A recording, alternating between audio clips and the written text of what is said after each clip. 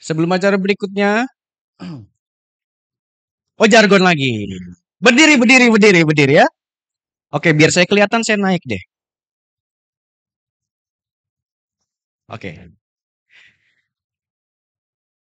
Siapa kita? Pelayan Tuhan. Siapa kita? Pelayan Tuhan.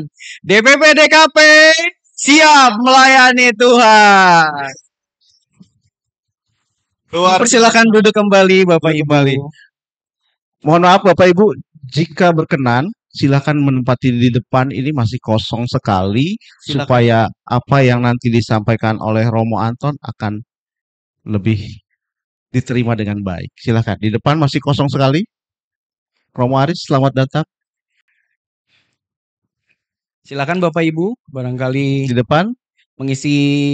sekiranya mengisi tempat duduk kosong yang ada di depan. Baik. Takut ditanya. Baik. Oh, takut ditanya. Kalau gitu kita panggilkan saja narasumber kita untuk malam ini. Beliau adalah seorang Romo yang sekarang berkarya di Gereja Tugu Wacana, berkarya di Tugu Wacana dari tahun 2000. Beliau ditahbiskan dari tahun 1991. Dalam karyanya beliau pernah berkarya di Afrika selama 5 tahun dan juga di Filipina selama 10 tahun. Hari ini beliau akan memberikan kita tentang spiritualitas pelayanan. Kita panggil bersama-sama Romo Anton Rosari SPD. Waktu dan tempat kami persilahkan, Romo.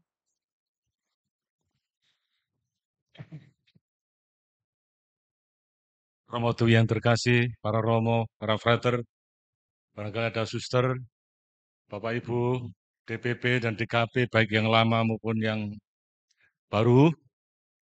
Ya, saya mengucap terima kasih atas kepercayaan ini karena minggu lalu Romo Dwi sempat mampir ke rumah kami, bahkan menjemput adik kami, Romo Maro, untuk mengadakan acara Natal di tempatnya Romo Yohanes, lalu pulang mengantar kembali, dan di sanalah kami bertemu dengan Romo Dwi waktu itu.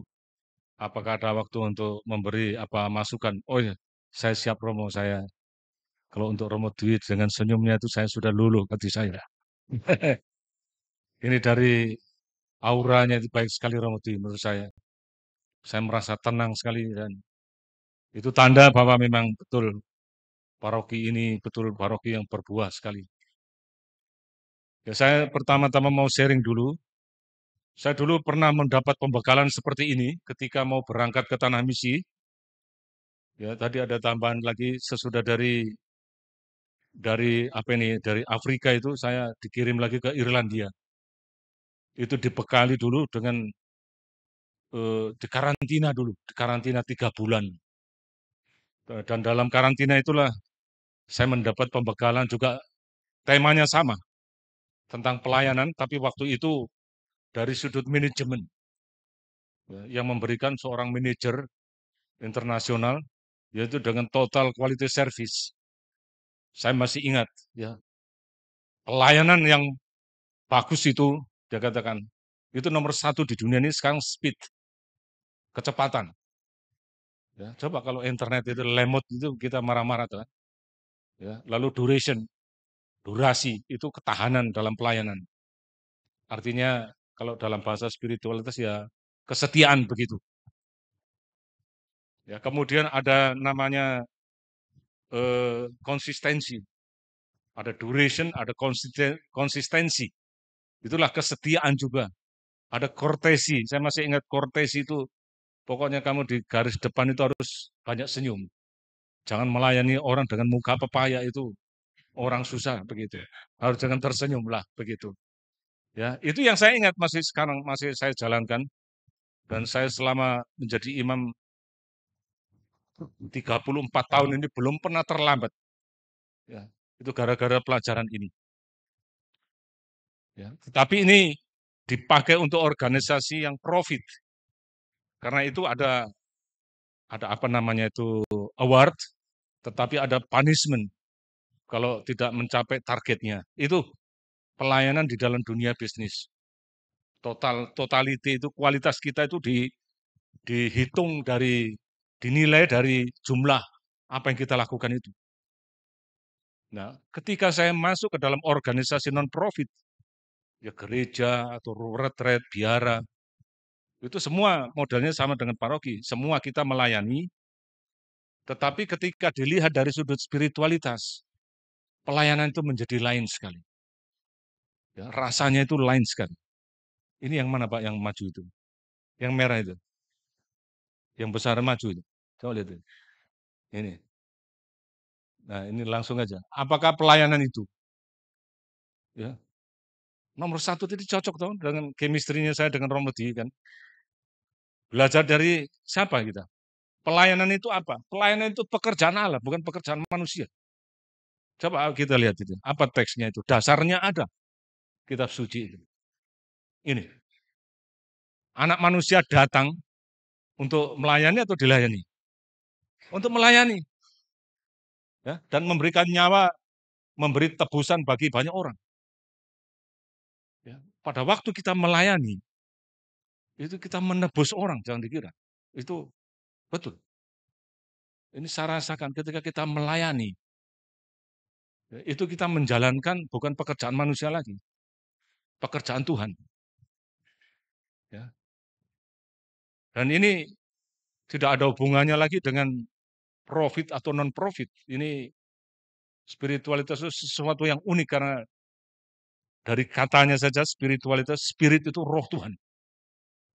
Kabar, ya, roh yang memberi kekuatan orang untuk berbuat sesuatu bukan demi dirinya sendiri, tetapi demi orang lain. Agak sedikit mengesampingkan ego itu. Ketika saya mengesampingkan ego saya untuk demi orang lain sedikit saja, itulah pelayanan. Ya, jadi ini pekerjaan Allah, bukan main-main. Ini saya senang dengan ini. Ya, Tuhan mengajari kami. Jadi saya yakin kalau orang di sini semua yang ada di dalam ruangan ini kan mau menjalankan pelayanan, ya sudah. Kita sudah coupling 1 meter persegi ada di Firdaus sudah. Pelayanan, ya. Ini juga menurut Bapak Suci, tahun lalu dia mengeluarkan surat apa namanya ini? Surat bukan surat gembala, ensiklik. Gaudete et exsultate. Bergembiralah dan bersukacitalah. Di sana ada dikatakan tanda-tanda kekudusan abad ini itu apa? Ya, ternyata sederhana. Kita pikir dulu kok orang yang kudus itu, yang suci itu doanya sampai munting-munting, miring-miring begitu. Bukan, ternyata tidak hanya itu. Ya. Bapak Suci mengatakan bahwa orang yang kudus itu adalah orang yang setia itu. Ya, mau melayani itu saja sudah kudus. Agak sedikit humor itu kudus. Ya. Berani mengambil risiko itu kudus. Ya, berani bersusah payah walaupun mengeluarkan air mata itu kudus sudah. Apalagi menyanyi tadi, siapa menyanyi tadi? Itu kudus itu. Begitu indah kriteria kekudusan kita abad ini. Sehingga Bapak Suci kan menggelarkan seorang anak muda itu. Kalau dulu pakai jubah, pakai ini, anak muda ini pakai jeans, lubang-lubang, pakai kaos, bawa kamera, bawa ransel, bawa topi, gaya, tapi kudus. Ya, mengapa digelarkan kudus? Karena Bapak Suci rupanya sudah bosan melihat orang kudus yang lama-lama. Dia ingin orang kudus yang baru, model baru di surga. Nah, itulah karena pelayanan sebenarnya. Nah, ini dasar pertama. Betapa indahnya pelayanan itu sebenarnya. Yang kedua, itu lebih hebat lagi nih juga. Itu pekerjaan malaikat. Saya ambil aja gambar-gambar sini. Itu ada 3 malaikat ini. Ya, pekerjaan malaikat itu. Malaikat itu apa pekerjaannya? Tidak ada romance, tidak ada apa jenis kelaminnya saja kita tidak tahu laki atau perempuan malaikat itu. Tapi di dalam kitab suci, malaikat itu adanya hanya memuji Tuhan saja. Mengadakan pelayanan pujian. Malaikat Mikael misalnya. Itu pelayan Tuhan di bidang justice and peace, kebenaran keadilan dan kebenaran, GPIC kalau sekarang itu. Ya, Justice and Peace, pelindung itu. Ya, karena dia membela orang-orang yang bermasalah, membela orang yang miskin, membela orang yang orang benar yang diperkarakan. Itu malaikat Mikael. Ya, ada Gabriel, ini bahaya, ini agak bahaya sedikit. Ya, pewarta kabar sukacita. Ini kalau datang ke Maria, Maria hamil mengunjungi istrinya Abraham, hamil juga di masa tuanya Elizabeth hamil semua. Ini tanda kesuburan.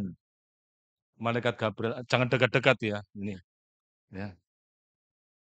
Ya, konon di Tugu Wacana itu ada rumah Gabriel. Ya, tamunya Romo Halim yang retret itu yang mandul-mandul itu suruh tidur di sana. Akhirnya 7 orang itu hamil berbarengan. Kembar lagi, sulit nyetop sekarang. Itu Romo Halim pernah cerita. Gabriel ini, pelayanan di bidang kabar sukacita. Melayani Tuhan juga. Itu stres barangkali dia naik turun, turun naik, bukan naik turun. Karena dia dari atas. Turun naik, ya. Semacam pada waktu Natal ini, semacam ada pada masa Natal itu antara perjanjian lama dan perjanjian baru, ada semacam saat Tuhan, seret itu, di mana malaikat ini sibuk sekali. Ya, mengunjungi gembala, mengunjungi Maria, mengunjungi Elizabeth, mewartakan kabar gembira dan begitu banyak. Ini pekerjaan malaikat Gabriel. Kalau yang ini penyembuhan ini. Ya, ini di Tobit itu ada bahwa malaikat Rafael itu melayani Tuhan di bidang kesehatan. Makanya banyak rumah-rumah klinik-klinik kami SWD, SSPS itu susteran itu memakai nama juga ini Santo Rafael semua. Nah ini dari sudut spiritualitas begini jadinya kalau kita melihat ya apa pelayanan itu ternyata suatu yang mulia. Dan yang ketiga, ini ada banyak sebenarnya, tapi saya ambil 3 saja. Adalah anugerah Allah. Ya. Demikianlah kita mempunyai karunia yang berlain-lainan menurut kasih karunia yang dianugerahkan kepada kita. Jika karunia itu untuk berbuat baik, bernubuat, baiklah kita melakukannya sesuai dengan iman kita. Dan jika karunia untuk melayani, baiklah kita melayani. Jika karunia untuk mengajar, baiklah kita mengajar. Ya. Dari paparan ini saja, anggota dewan tadi ada berapa macam karunia. Terlalu banyak kita. Karunia berasal dari sumber yang sama, yaitu roh Tuhan, roh kudus. Dan itu bentuknya lain-lain. Nanti kita akan melihat bagaimana jemaat pertama juga mendapat karunia itu. Ya ini karunia itu begitu banyak. Ya seperti pohon-pohon ini, ya, bumi ini apa sih? Semua tanaman itu sumbernya makanannya dari mana? Pohon pisang makanannya apa, Pak? Tanah, minumnya air. Rasanya hasilnya keluar pisang. Ya. Kalau pohon lombok itu makanannya tanah, minumnya air, yang sama hasilnya pedas. Kalau manggis, macam coba lihat buah-buahan, semua alam semesta ini. Ya, dalam traktat Laudato Si, saya senang sekali. Saya suka orang gunung saya. Saya suka mendaki gunung. Saya bersahabat dengan alam betul, sehingga saya itu rasanya dekat dengan alam dan merasakan bahwa alam semesta itu juga merupakan kitab suci yang besar sekali. Itu menurut Bapak Suci juga. Ya, alam semesta itu mengajar kita banyak tentang spiritualitas. Ya, bayangkan pohon-pohon saja bisa mengubah tanah dan air menjadi ada bisa pedas, bisa manis, bisa kecut, bisa pahit. Kalau pare bagaimana? Ya, kenapa kita tidak makan tanah saja? Ya, ya cacing makan toh kalau kena tipes itu. Ya. Nah, ini anugerah. Kalau ada orang yang memang dianugerahi untuk melayani, ya memang melayani. Banyak sekali pelayan di dunia ini. Semua alam semesta ini melayani. Mana ada pohon mangga langsung, sorry, mau dipetik Romo itu, tarik kembali. Nggak ada pohon makan buahnya sendiri. Apa pernah melihat? Atau sungai Berantas itu tiba-tiba berhenti minum dari air yang dialirkan. Tidak pernah ada itu. kecuali musim kekeringan. Ya, ini dasarnya ada. Ya. Saya beberapa tahun ada saatnya saya mendapat karunia pengajaran. Itu karena 15 tahun juga di formasi, saya lupa. Di formasi itu pekerjaannya hidup 3 dimensi saja. Dari kamar makan ke kapel, ya, kemudian ke ruang studi. Itu aja. Ya, 3 dimensi. Kami manusia 3 dimensi. Kalau ini multiple dimensi, Romo. Berkembangnya ke segala arah. Ini pelayanan. Kemudian saya mencoba merenungkan, ternyata ini pelayanan bisa menjadi penuh kuasa. Ya, bacaan kemarin apa yang 4 orang mengusung orang lumpuh itu. Ya, itu pelayanan mereka. Hasilnya apa? Orang lumpuh itu disembuhkan oleh Tuhan. Ya, jadi iman kita bisa menyembuhkan orang lain. Ya, kalau sekarang, kalau dulu Tuhan Yesus masih ada ya langsung dibawa ke hadapannya. Tetapi untuk sekarang, ya, kami ini para imam sering dimintai doa. Ya, Romo tolong sembuhkan. Ini minggu ini ada 3 atau 4 orang teman kami. Ya, padahal dokter dia, Romo tolong doakan saya ini kena kanker usus. Loh, kamu dokter nggak bisa menyembuhkan sendiri. Tak olok-olok begitu karena teman kan.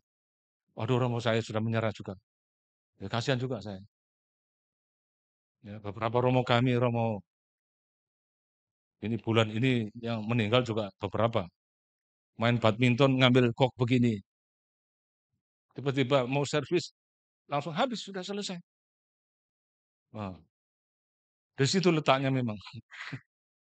Ya, Romo Adi itu mau dipilih untuk mengurusi Katakombe Domitia di Roma. Tiba-tiba lihat saya, koper saya diminta. Jubah saya diminta yang masih baru, lalu baju yang saya pakai diminta. Ternyata 2 minggu kemudian dia habis juga di sana. Aduh, ini. Itu kadang-kadang begitu. Ya, pelayanan nanti ada bentuknya pelayanan doa, pelayanan bermacam-macam anugerah dari Tuhan. Ya. Tapi ini pelayanan yang penuh kuasa dulu. Bagaimana penuh kuasa itu? Itu mesti dilakukan dengan rendah hati. Ya. Pelayanan bukan jor-joran.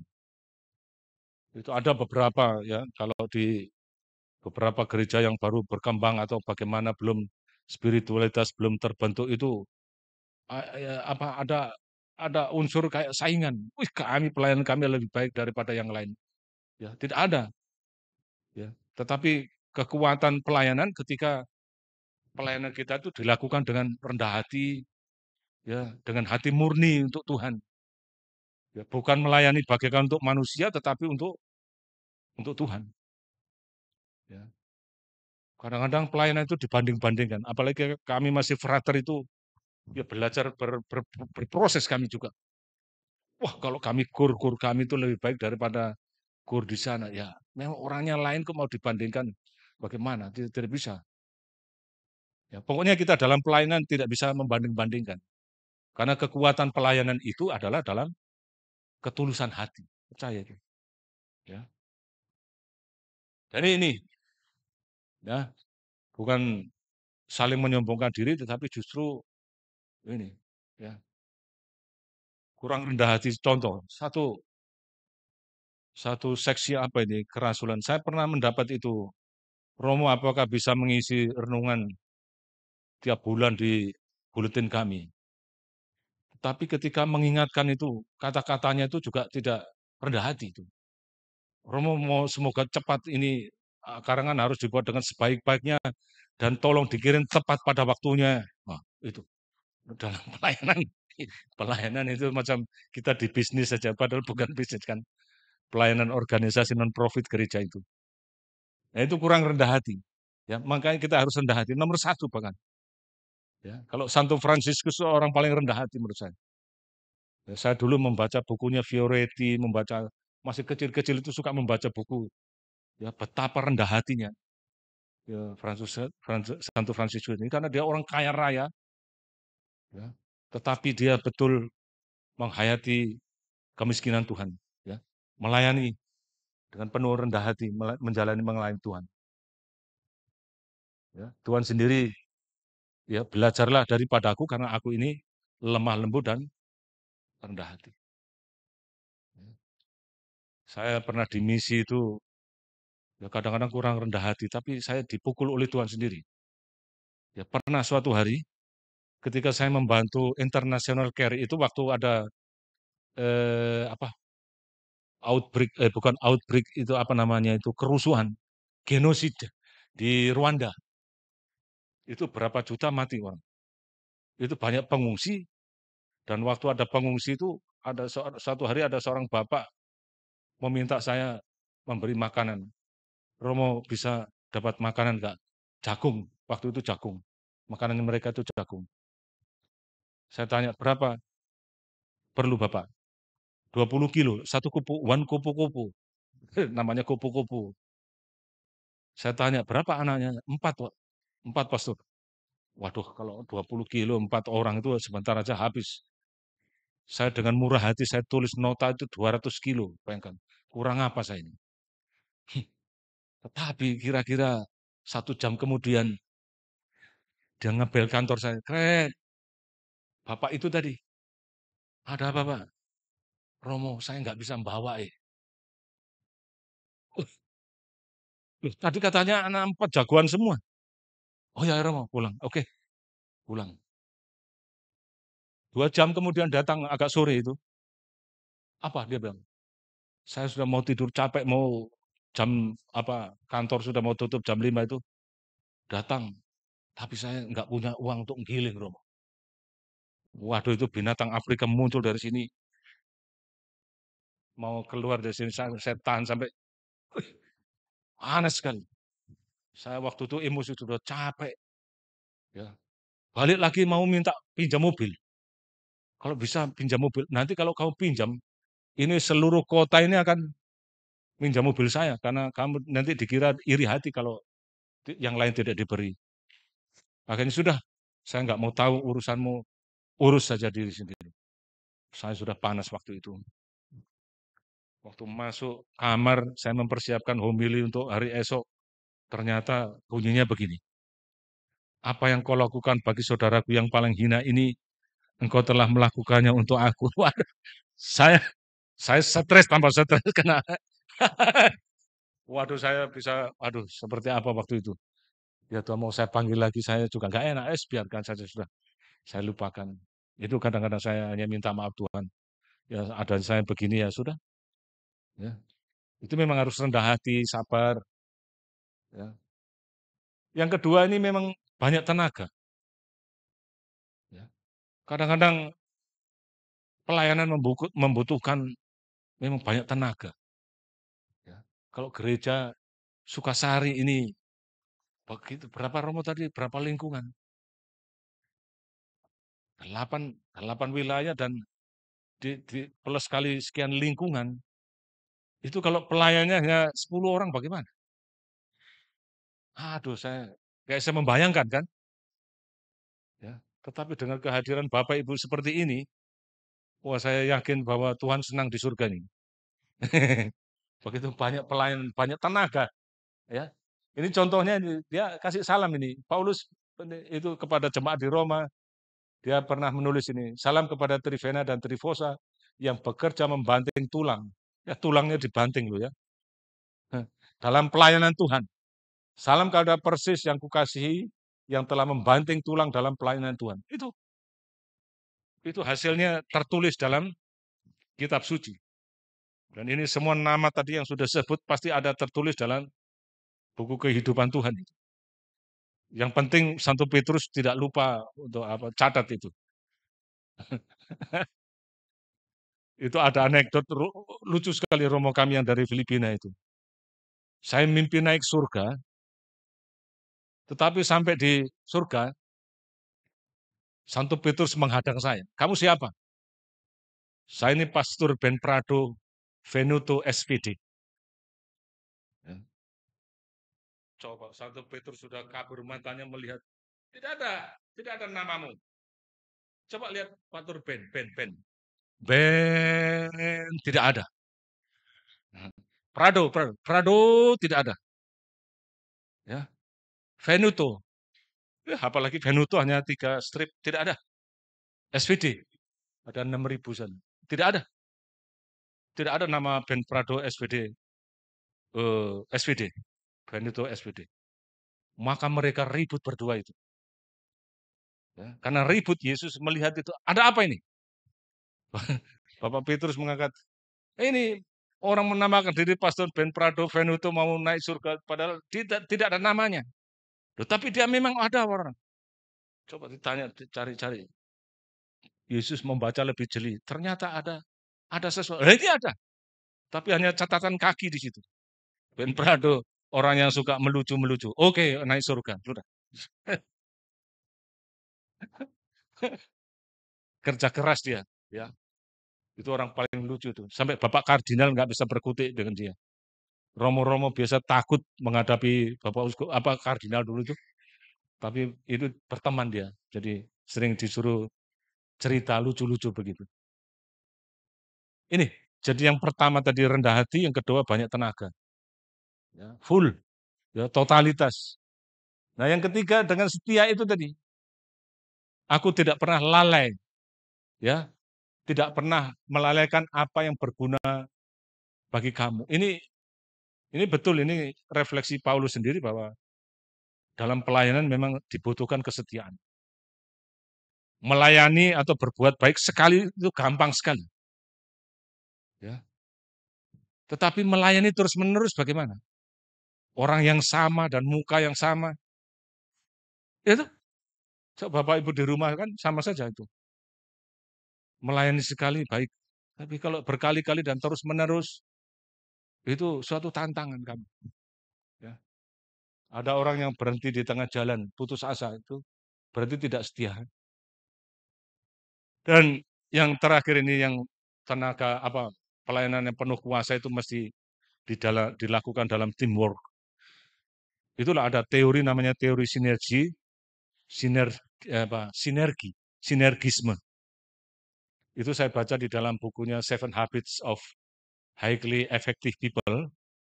Itu 7 kebiasaan orang-orang besar di dunia itu selalu bersinergi. Apa itu sinergi? Sin itu bersama-sama, energi ya energi. Ya, itu contohnya diberi contoh seorang petani mempunyai 2 kuda. Kuda pertama disuruh menarik gerobak, dia kuat menarik 500 kilo.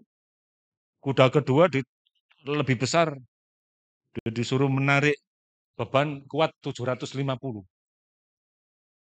Nah sekarang menurut logika kalau disatukan, pasti dia kuat narik 500 ditambah 750 kilo, berarti 1 ton 250 kilo.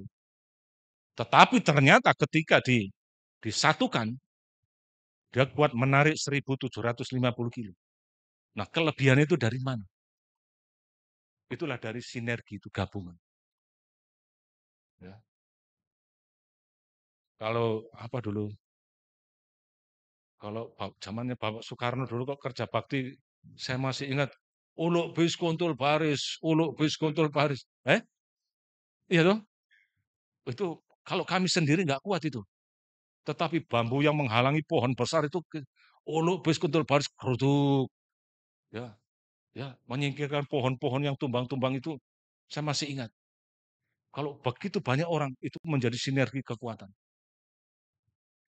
Dan menurut abad ini, kekuatan yang paling besar itu justru adalah gabungan antara laki-laki dan perempuan. Coba lihat di film itu. Semua tokoh-tokoh yang bekerja bersama itu selalu yang satu otak, yang satu hati. Maskulin dan feminin itu gabungan energi paling tinggi sebenarnya. Tetapi masih ada lebih tinggi lagi yang mengatasi maskulinitas atau feminisme, yaitu energi dari Tuhan sendiri. Ya. Kalau Tuhan dengan satu orang yang begitu dekat seperti Musa, ya itu bisa menangani seluruh bangsa. Nah ini. Ya, karena itu pada awal tadi kan pelayanan itu adalah pekerjaan Tuhan. Kalau kita bersinergi dengan Tuhan, ya kekuatan kita luar biasa benar. Karena itu kehadiran Tuhan juga membawa penyembuhan, membawa kedamaian, membawa kekuatan baru, ya membawa harapan baru. Nah inilah dari sudut spiritualitas bahwa pelayanan kita bisa menjadi penuh kuasa, ya. Masih ada banyak lagi kita bisa mencari di kitab suci dari praktek-praktek orang-orang kudus, ya. Dalam pelayanan itu juga disertai dengan doa. Ini tidak ada di situ, tapi saya tambahkan saja. Ya, ketika kita memulai dan mengakhiri pelayanan kita dengan doa, itu nanti Tuhan akan mengatur sendiri, menyelesaikan. Karena itu Paulus percaya apa Tuhan yang memulai karya baik dalam dirimu, dia sendiri yang akan melanjutkan sampai akhir. Jadi tidak usah takut kalau pelayanan kita gagal atau kita salah-salah sedikit, tidak apa-apalah. Ya, salah ucap, salah apa, ya. Kadang-kadang kami juga banyak kesalahan. Ya, umat sendiri saja dalam pelayanan banyak sekali keliru, apalagi kalau mau Paskah nih Romo ya. Ya, di Palangkaraya kemarin saya ngajari orang mau latih sampai korban tidak tidur siang, jalan naik mobil bisa 6 jam, 3 jam langsung jalan apa?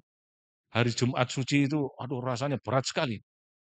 Makanya ketika jadi Yesus pikiran kurang konsentrasi. Jadi ketika si yang membaca apa itu Pasio ya, saya kurang paham begitu karena saya tidak banyak di paroki. Bagaimana? Itu kata pengantar apa dulu? Apakah Anda yang saudara cari? Kan itu harusnya bukan. Itu langsung saya santap sendiri. Bukan. Oh, kaget saya. Wah. Nah, itu. Ya, makanya ada banyak cerita tentang itu pelayanan-pelayanan liturgi itu contohnya yang banyak salah itu. Misalnya apa itu? Ketika Yesus keluar dari bait suci, maka ayam berkokok. Oh, yang berkokok. Maka Petrus berkokok. Tiba-tiba ditambahin sendiri. Sorry, ayamnya. Nah, itu pelayanan itu kadang-kadang begitu. Ya, mau apa? Ya, ada lagi.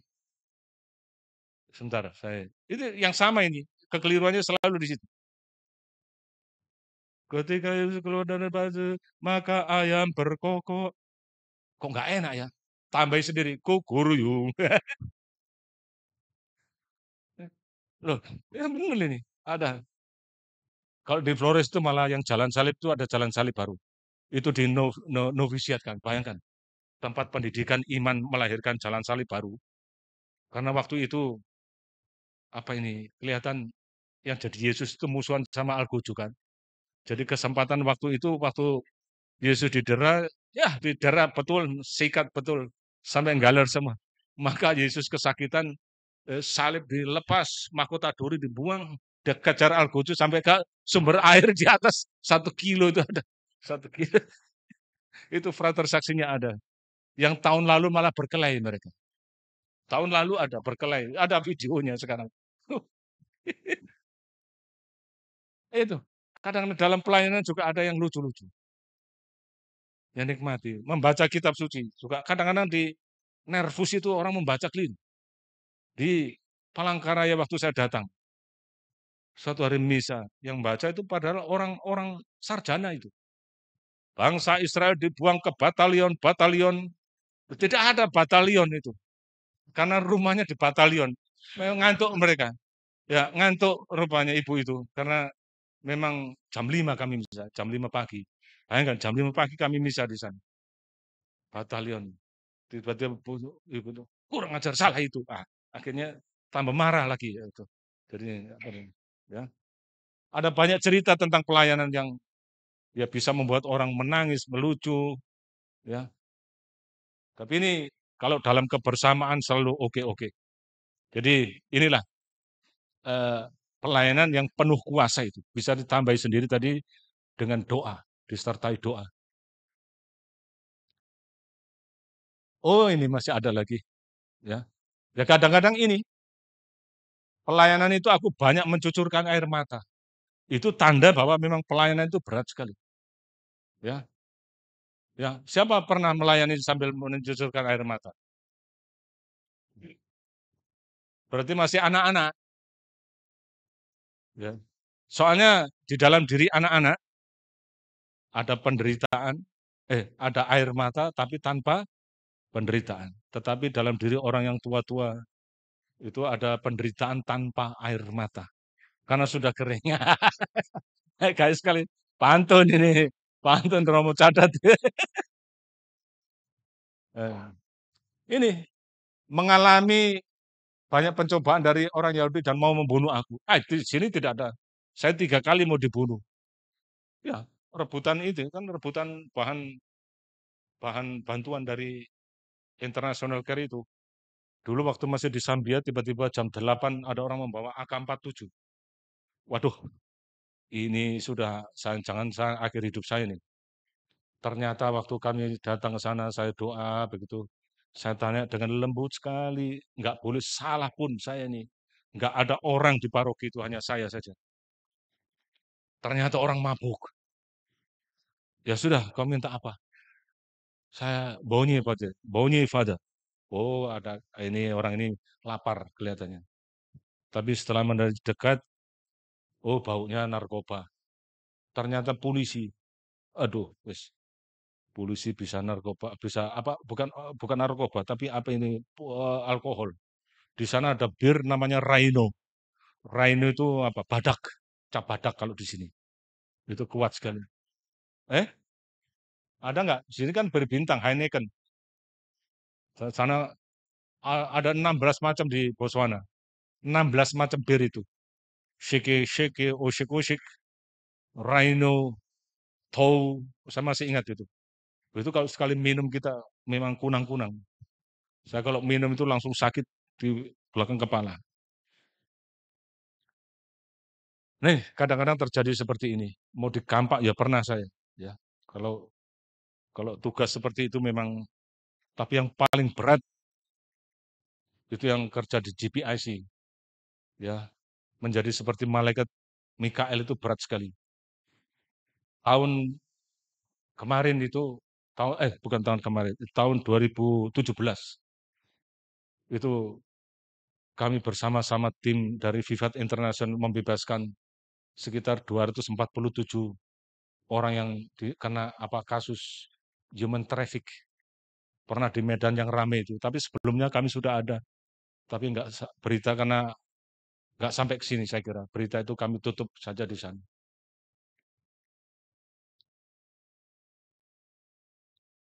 Nah, ini sekarang modelnya tadi. Tadi saya sudah melihat sepintas kilas tadi gambaran bidang-bidang yang akan menjadi bidang pelayanan kita semua, DPP, DKP, dan ya umat beriman semuanya. Itu ternyata kita mengikuti model gereja perdana. Kalau bisa, ya, ini ada apa yang dimaksud begini. Ya, di sana umat yang telah dibaptis itu hampir setiap hari dia bersatu dalam doa, memecah-mecahkan roti. Ya, itulah namanya pelayanan. Ya, apa itu? Pelayanan doa. Ya, ada banyak pelayanan doa. Ya, kelompok-kelompok doa itu ada. Itu termasuk juga bidang pelayanan doa. Dan doa orang benar menurut Santo Yakobus akan besar kuasanya ketika didoakan dengan sungguh-sungguh. Nah ini. Kemudian jemaat pertama itu mereka selalu mendengar ajaran para rasul. Nah, pada waktu itu para rasul masih hidup. Mereka langsung mendengar. Tapi untuk kita sekarang, mana itu ajaran para rasul tentang Tuhan? Yaitu kitab suci itu. Jadi ketika kita membaca kitab suci, ketika kita mengadakan pelayanan di bidang kitab suci, pada waktu itulah kita namanya mengadakan pelayanan pengajaran. Ya. Ketika ada dari kita yang ingin membantu saudara-saudara yang di luar paroki atau pelayanan karitatif, pelayanan cinta kasih, pada waktu itulah kita ikut melayani di bidang pelayanan karitatif ini. Jadi sejak abad pertama Ya, gereja itu sudah terbagi dengan model-model pelayanan ini. Nah, ketika mereka melayani dengan model begini, ya berdoa bersama, selalu membantu yang miskin, selalu ada penderma, selalu belajar kitab suci, mendengar para rasul, dan selalu bersekutu seperti kita ini. Ya, makan malam itu sudah enak sekali menurut saya tadi itu apa itu. Ya, kita makan begini aja sudah senang sekali. Ya. Ada orang-orang yang makanannya berlimpah-limpah tetapi tidak bisa makan, katanya pahit. Oh, kasih saya aja makanan itu saya. Saya lalap semua, saya senang makan. Ya. Kalau kita hati gembira juga makanan semua enak itu. Ya. Nah, ketika mereka model pelayanan begini, akhirnya mereka apa dikatakan oleh kitab suci tadi? Mereka disenangi semua orang. Dan wajah mereka itu menampakkan rasa bersahabat yang tinggi, sehingga Tuhan menambah jumlahnya dari hari ke hari. Nah, itu bisa kita lihat di jumlah baptisan nanti. Semua itu tercover oleh kisah para rasul ini, pelayanan kita, model pelayanan kita ini. Ya, di paroki ada Dharma, seksi saya, ada kerigma, ada diakonia, ada liturgi. Mengapa itu? Dari mana itu? Dari sini. Dan ini apapun bentuknya, diterjemahkan ke dalam bahasa apapun, teks atau kisah para rasul ini betul menjadi landasan seluruh pelayanan gereja. Gitu. Kalau saya terjemahkan, inilah gereja yang selalu belajar, the learning church, ya, gereja yang selalu belajar. Lalu the united church, artinya gereja yang selalu ingin bersatu, ya bukan terpecah-pecah. Saya sangat bangga dengan gereja Katolik karena apa? Di dalam gereja Katolik itu berapa ada kelompok. Ya, kelompok-kelompok karitatif, kelompok doa, kelompok karismatik, kelompok legio, begitu banyak terbatas.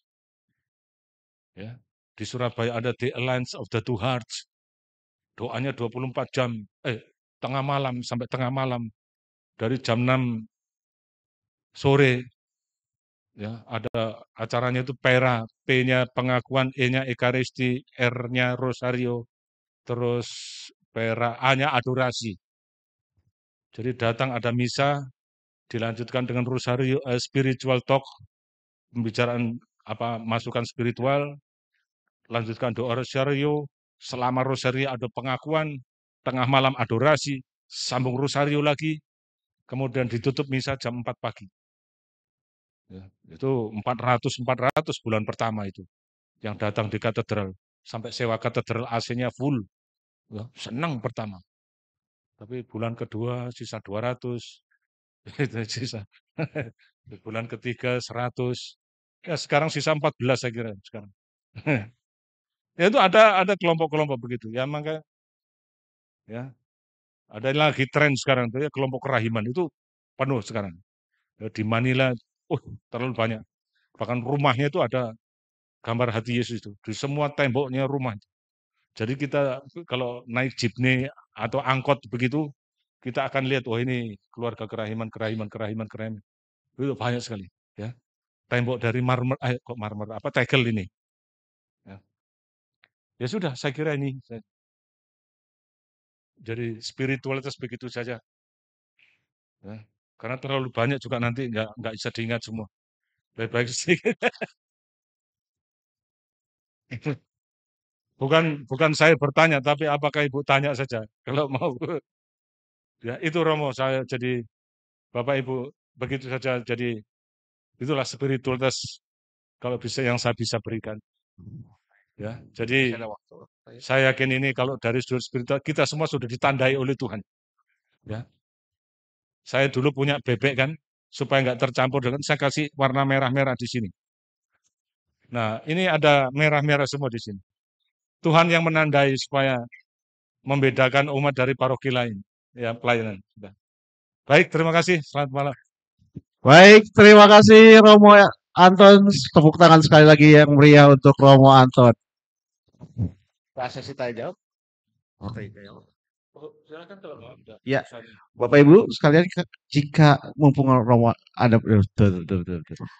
Mumpung Romo Anton masih di sini, jika ada pertanyaan dipersilahkan. Ada yang mau bertanya? Ada yang mau bertanya tentang materi spiritualitas pelayanan atau mau bertanya tentang pengalaman pelayanannya Romo Anton? Gitu boleh. Waktu bermisi Yo, ke Afrika silakan, seperti apa? Pak Silakan, Ardi. Pak. Terima kasih. Romo, ada satu pertanyaan. Mungkin kita-kita di sini yang memang sudah mulai dengan pelayanan dari tahun sebelumnya, dengan mudah menerima apa yang disampaikan Romo. Tapi kira-kira kiatnya apa Romo untuk menarik orang yang selama ini belum terlibat pelayanan untuk meyakinkan kalau itu dengan cucuran air mata segala mereka mundur langsung Romo. Tapi kira-kira bagaimana? Karena memang ya itu kesulitan. Akhirnya lu lagi gitu loh, Mo. Itu untuk bagaimana kita merekrut baru untuk menyadari bahwa pelayanan ini perlu. Terima kasih. Baik, Romo, mau langsung dijawab? Ya, bagaimana kiat mengajak orang untuk ikut melayani? Nah itu. Ini pertanyaan ini sama dengan pertanyaan saya waktu masih frater kepada jenderal saya itu. Lalu dijawab begini, Anton kamu pernah lihat kuda enggak? Ini ada kuda itu enggak mau minum. Ya. Caranya supaya kuda ini mau minum, bagaimana caranya? Saya harus di dekat dia, saya minum air banyak, bahwa menunjukkan air itu enak sekali gitu. Nah, itu saya sederhana kan?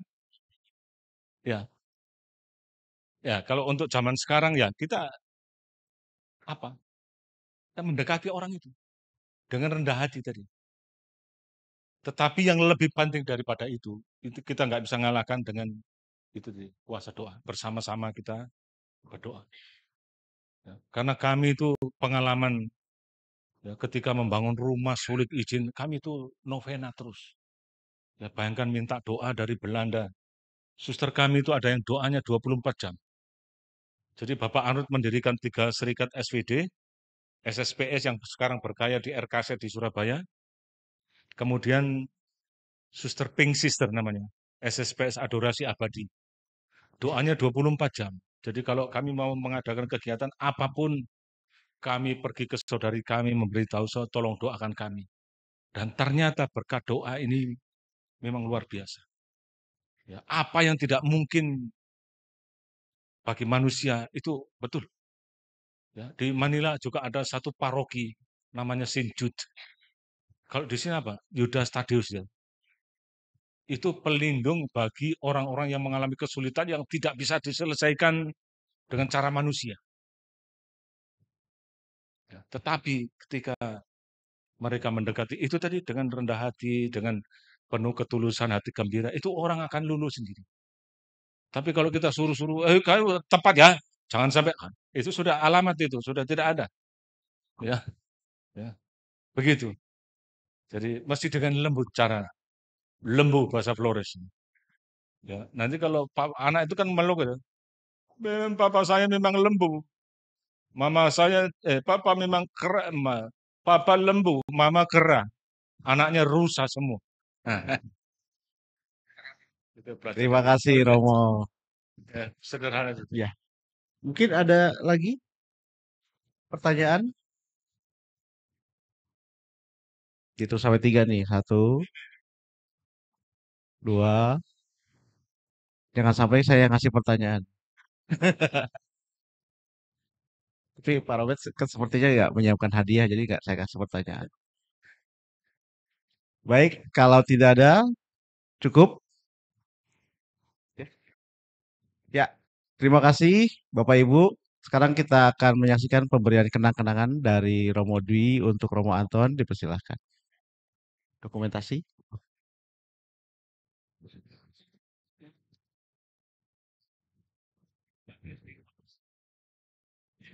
Ayo.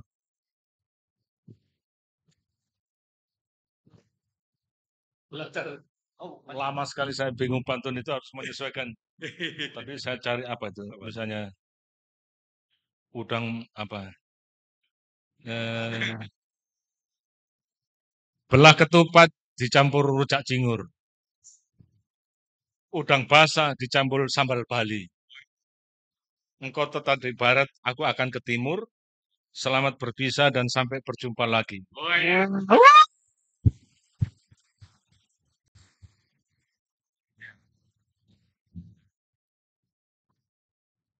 Papua ada burung cendrawasih.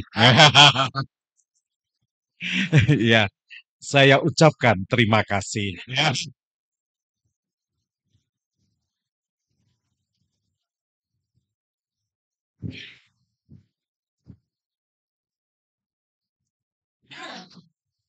Siap-siap Bapak Ibu kalau pertemuan pantun lagi termasuk operator ya. Abang mau pantun? Nanti aja. Baik, tiba saatnya kita ada Bapak ada mau sampaikan? Tiba saatnya kita ke penghujung acara. Dan sebelum menutup rangkaian acara pada malam hari ini, kita jargon lagi ya Jargon Bapak lagi. Ibu. Mau bangkit berdiri atau duduk saja? Bangkit berdiri lah. Silakan bangkit berdiri.